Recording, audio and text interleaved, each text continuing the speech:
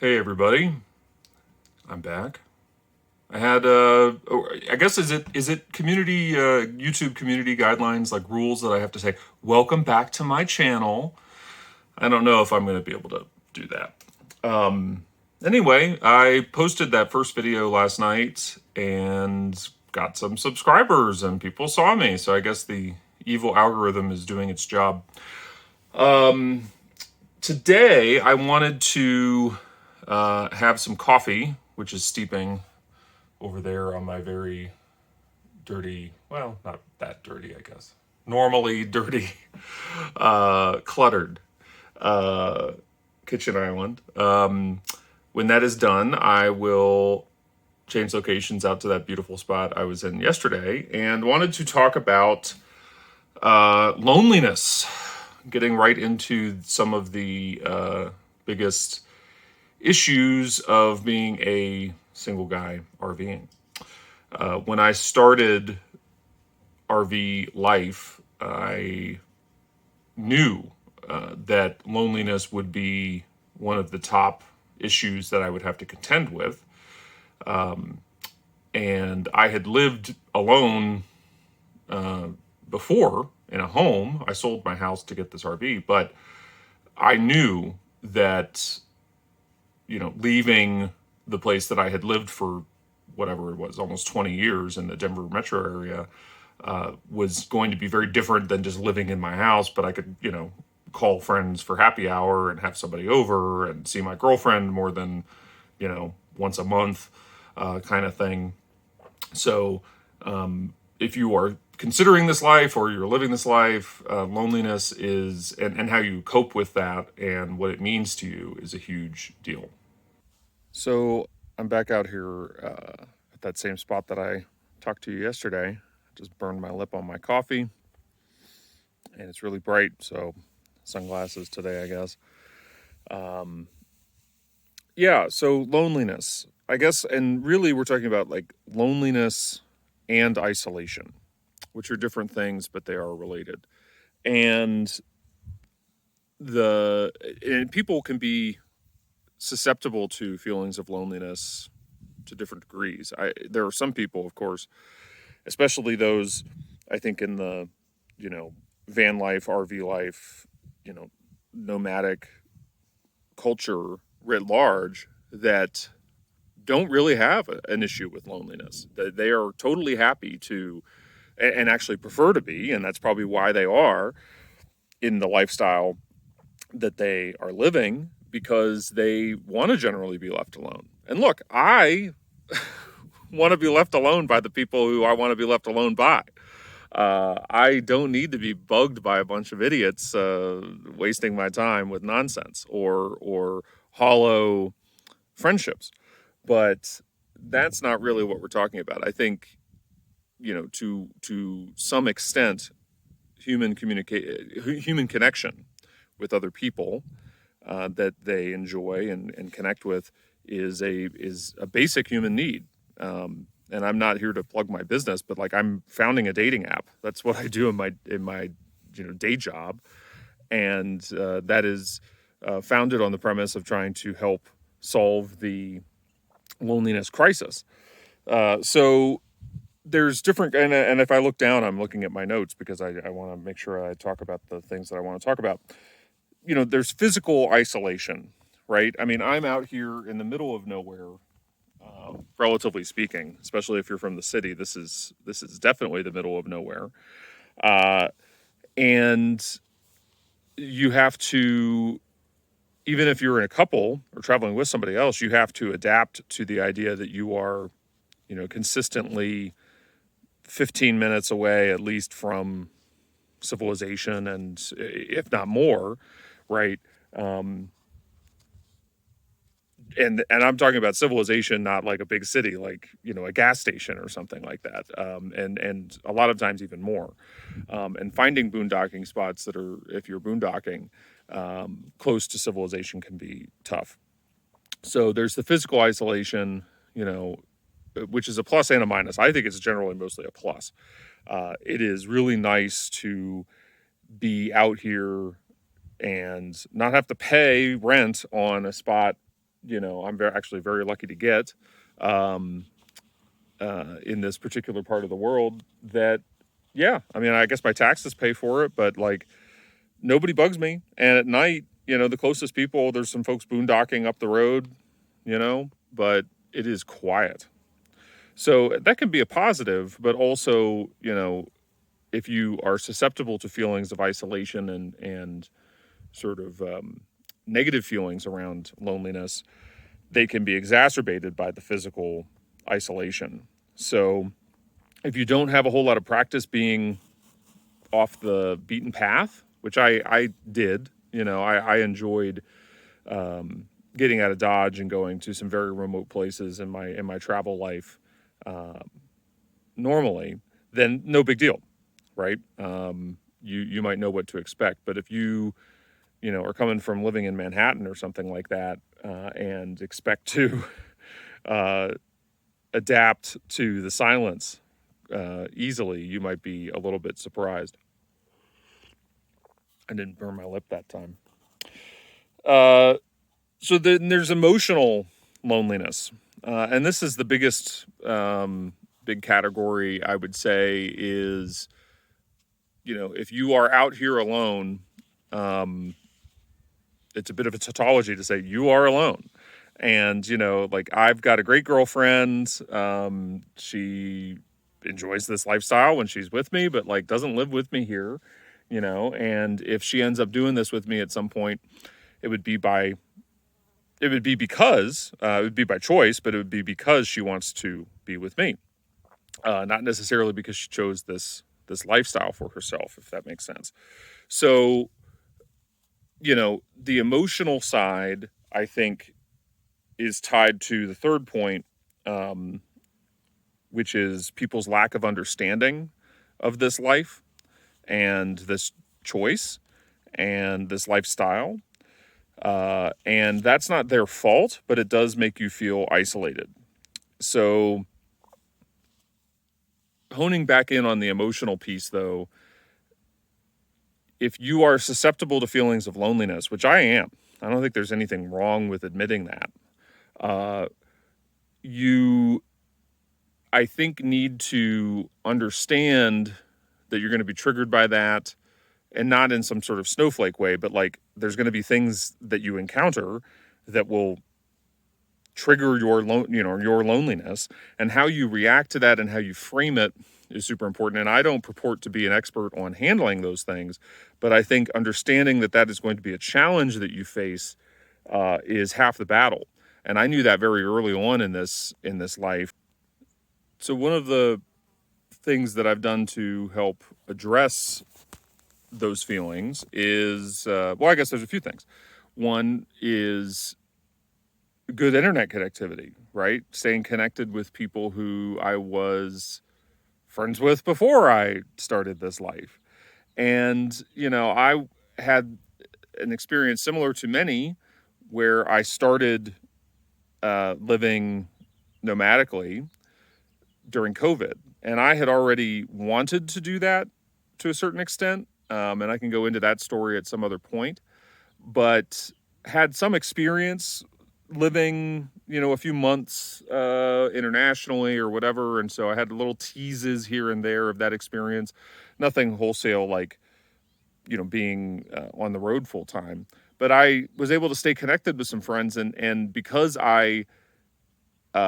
because of just timing, really, like my best friend in Denver, she was moving away anyway, unrelated to the pandemic, but she was moving away anyway. And so it's like your friends and family are going to be scattered to the wind regardless.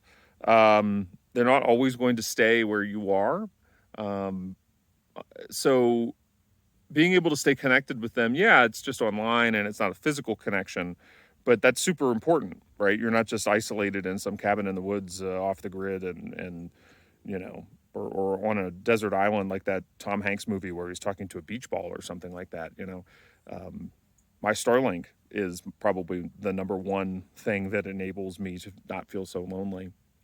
So there's staying in touch with people that way, and then also visiting making an itinerary that includes seeing people that you know. And I've been able to connect with people, old friends, old colleagues, even just acquaintances that I've had. And sometimes they end up in random places. Like when I was in Bozeman, Montana last winter, which is a whole other story, I was able to connect with a graphic designer who I work with on my day job, and also a friend of mine had a family wedding that was like right down the street from where I was staying. So, you know, broadcasting out where you are and also making an itinerary. Like I'm going to be able to go see my goddaughter, or one of my goddaughters, in November for Thanksgiving. That I think has been equally important in anchoring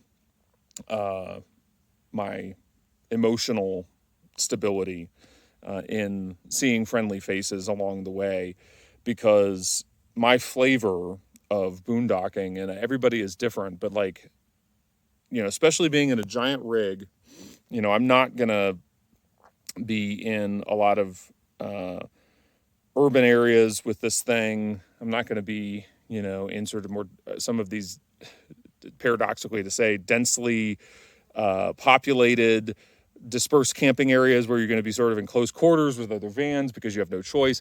That's not me. And also, I don't really care to just make like, low quality single serving friends. I'm happy to talk to strangers, but I'm not meeting a whole lot of people on the road who like I'm traveling with. I would love to do that, but it just hasn't happened. So yeah, making an itinerary where I can connect with people who I know and love and want to see is super important. And the third part there to the loneliness and isolation is being willing to ditch your rig somewhere safely, of course, which is a topic we can go into deeper, but being able to fly out, right, and switch it up, and keep the RV or your van or whatever you're in, like in a short-term storage situation, or get it serviced briefly, and you can fly out, and be able to see people in urban areas or whatever that is more that's more convenient for them to meet you.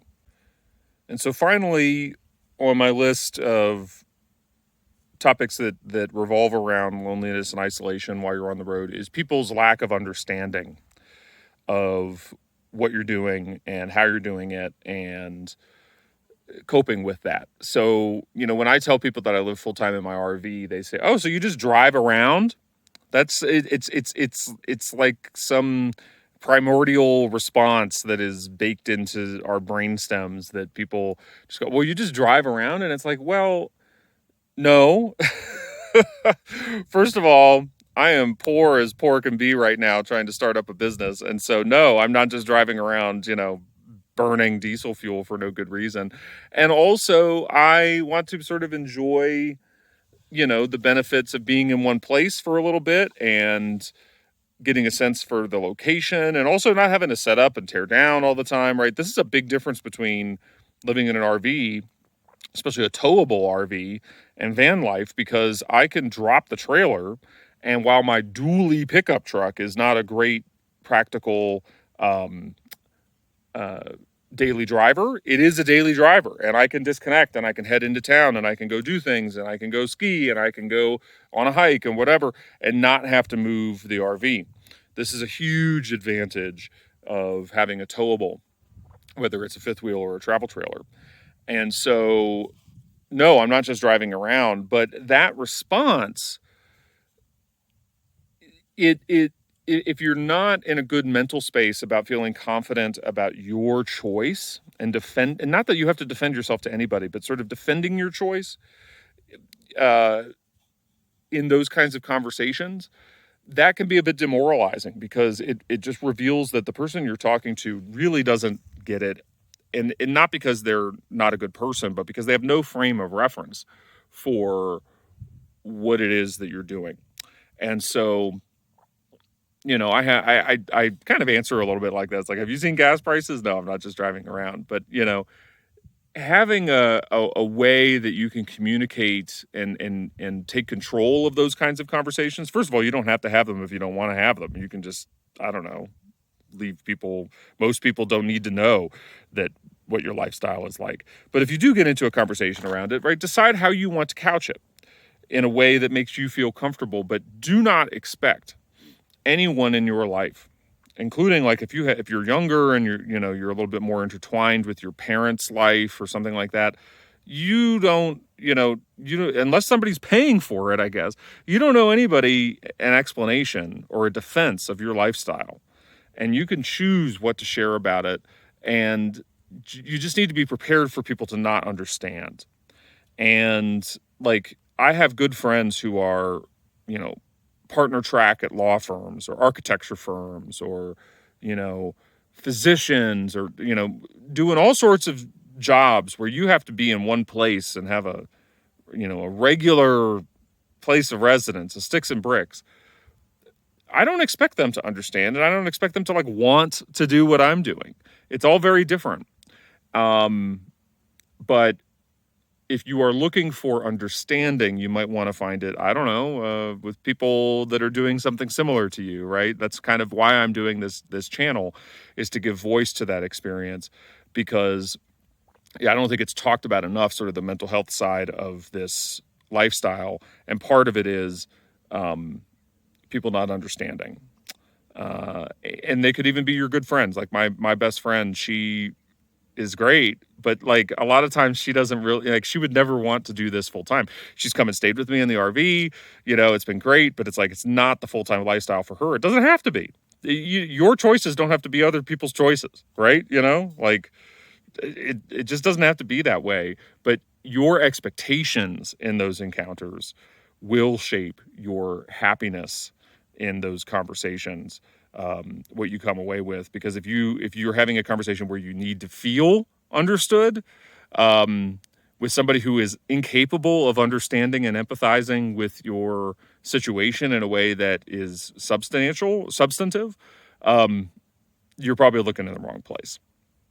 So, okay, I think that's about all I have for today. I did want to talk a little bit about how, the experience is sort of equivalent to digital nomading in some ways and different in others, but I'll save that for a different video. This one's getting a little long as it is, and I don't know, we'll see what the algorithm thinks of a 10-minute plus long video this time. So thanks everybody for watching. Please subscribe and, I don't know, watch a few more times so I can get some more watch hours to feed the beast and whatever, and hit the like button and do all of the YouTube-y things if you want to, and if you don't want to, okay, that's fine, because I'm just kind of doing this for fun.